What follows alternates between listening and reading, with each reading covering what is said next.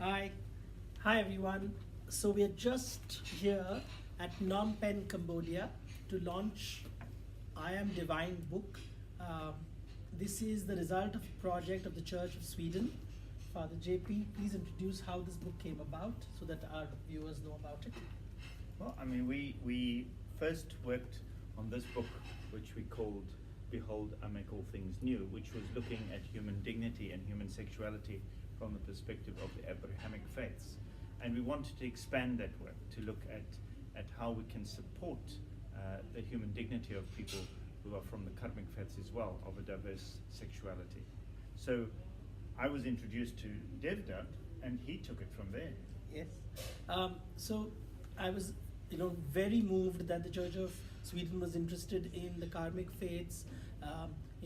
By karmic faiths, we mean those who believe in karma, that is Buddhism, Jainism, Sikhism, Hinduism, belief in rebirth, belief in infinity, a belief that all of us are diverse and carry a different karmic burden, and everyone is an individual and has to figure out his own destiny. So it's a very different way of looking at the world compared to the Abrahamic faiths, which is Judaism, Christianity, Islam.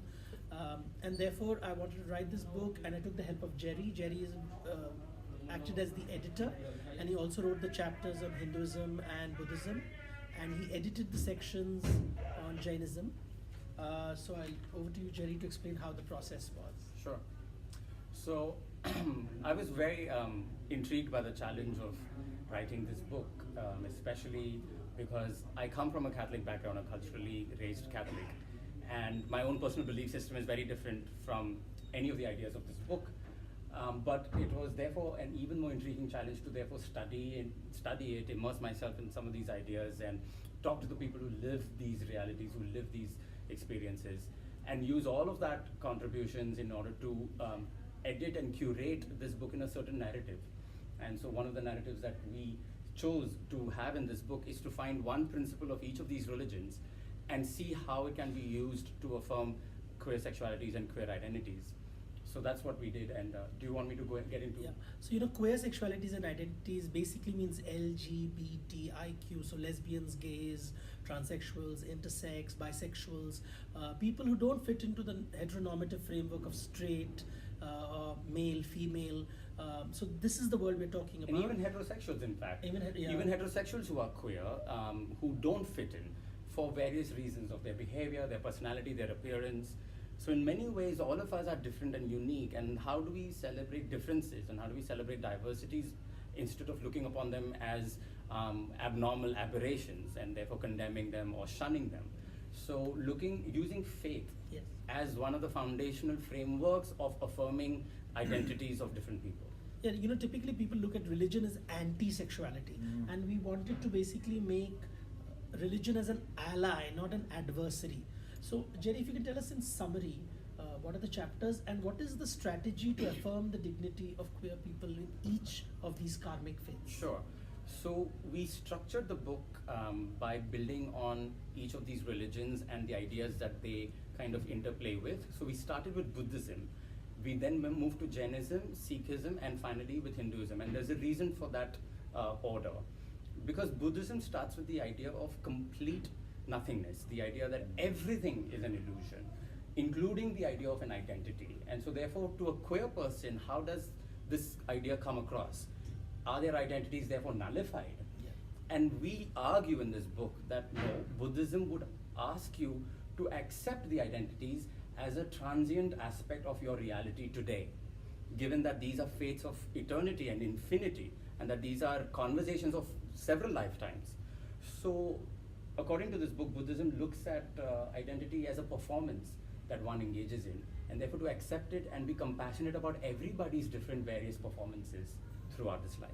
From that idea of nothingness and illusion, we move towards Jainism, where the central idea is one of non-judgment because of skepticism, radical skepticism, and therefore radical non-violence, which therefore informs the Jain faith of not judging, and therefore not coming across as certain, authoritative, or condemning. Yeah, in fact, that judgment is almost seen as violence. Correct. Judgment is seen as violence because judgment presupposes certainty. Certainty presupposes, therefore, knowledge about the world across context and across perspectives.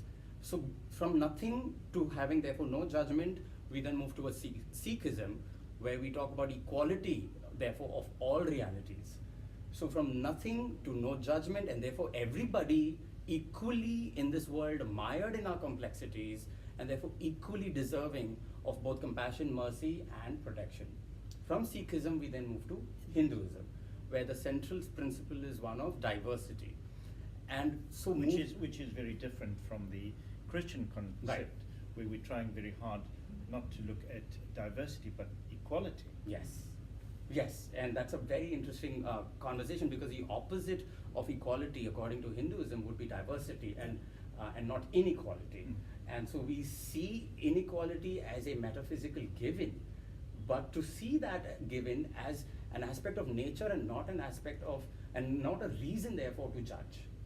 Just because you see diversity in nature doesn't give you justification to judge, oppress, shun, or kind of push to the margins. In fact, one can say that, our ego, which is the child of hunger and fear, makes us want to control things. So, and that prevents liberation. That will prevent us from being plural in our thinking. That prevents us from looking at the world as equal. And we try to control and homogenize things. Right. So that's what the book is about. But JP, you have gone through the book, and you have been responsible for this book. So these are 2 volumes. Can you tell us about this project? So volume 1, volume 2, is there volume 3? Yeah. In fact, let me just take it for you chronologically. And when we were looking at the Abrahamic faiths, So I think to a very large degree, the Abrahamic faiths are focused on written word. And so much of what we do in the book on the Abrahamic faiths is in fact comment on the written word, comment on the interpretation of the written word. And when we move to the Karmic faiths, we find that that's not the case at all. In fact, in the Karmic faiths, things are much more fluid and is full of discovery, personal discovery in every moment of your life, and an affirmation of who you are. But to complete the series, we are looking now at a 3rd book, which is related to indigenous or original spiritualities and traditions. And there we find that while spirituality and sexuality are affirmed, sexuality is only a part of wholeness. And wholeness involves the creation. Wholeness involves the way in which we acknowledge that we are part of the ground, and without that engagement, we are nothing.